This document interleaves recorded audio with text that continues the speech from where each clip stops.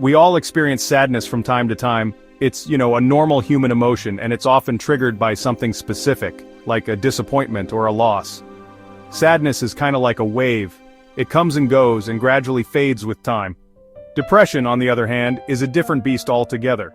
It's a medical condition, not a sign of weakness or some kind of character flaw. And unlike sadness, depression doesn't just disappear on its own. It lingers, casting this long shadow over pretty much every aspect of a person's life. Imagine a heavy weight constantly pressing down, making it really difficult to feel any joy or pleasure. Yeah, that's what living with depression can feel like. This persistent sadness, which is actually a hallmark of depression, is often joined by a loss of interest in things that used to be enjoyable. Hobbies, social gatherings, even simple daily activities, they can all lose their appeal, leaving someone feeling empty and, apathetic. It's super important to remember that depression is not a choice. It's a real illness that needs understanding and support. While persistent sadness is definitely a key indicator, depression shows up in a bunch of different ways, way beyond just feeling down. Changes in appetite and sleep patterns, yeah, those are really common. Some folks might lose their appetite completely and end up losing weight, while others might turn to food for comfort and gain weight instead. Sleep disturbances are another big red flag. People with depression often struggle with insomnia, like they just can't fall asleep or stay asleep, and that leaves them feeling wiped out all day. But then again, some might have the opposite problem, excessive sleepiness, known as hypersomnia. They might withdraw from the world and just want to sleep all the time, using it as a kind of escape. Beyond the physical stuff, depression also messes with how we think. Concentration becomes a real challenge, whether it's trying to focus on work, school, or even just having a conversation. Decision-making gets harder, too. Everything starts to feel overwhelming and uncertain, making even small choices feel like a huge deal. To really get what depression is all about, we've got to take a look inside the brain, where this super complex chemical dance controls our emotions, thoughts, and behaviors. Research shows that imbalances in certain neurotransmitters, the brain's chemical messengers, play a big role in depression. Serotonin, dopamine, and norepinephrine are the key players here. They help regulate mood, motivation, and pleasure.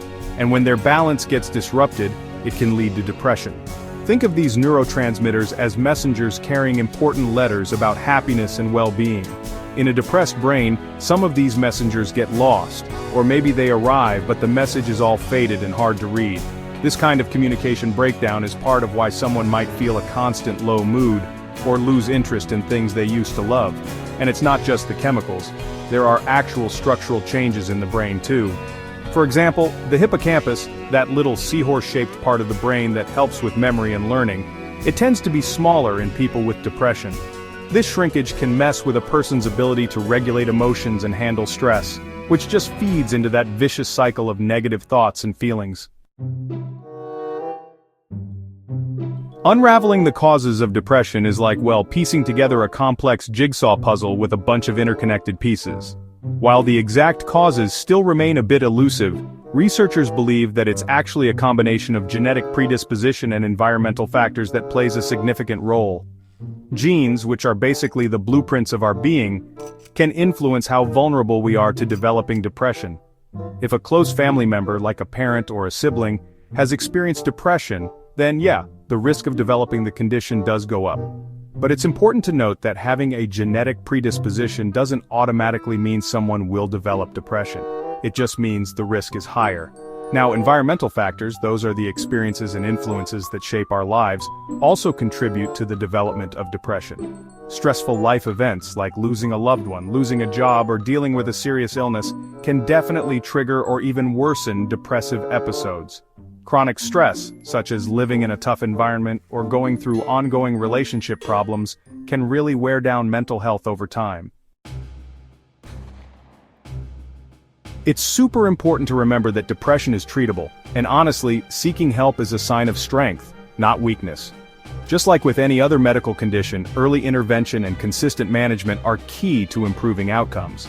There are actually a variety of effective treatments available, and finding the right one usually involves a mix of therapies that are tailored to a person's specific needs. Therapy, especially cognitive behavioral therapy, or CBT, has been shown to be really effective in treating depression. CBT helps people recognize and challenge those negative thought patterns, and it teaches healthier ways to cope with tough emotions. It's kind of like retraining the brain to focus on more positive and realistic interpretations of what's happening around us. Medications like antidepressants can also play a really important role in easing symptoms. These medications work by restoring the balance of neurotransmitters in the brain, which helps improve mood, sleep, and even appetite. Of course, finding the right medication and dosage can take some time, and definitely requires a good partnership with a healthcare professional.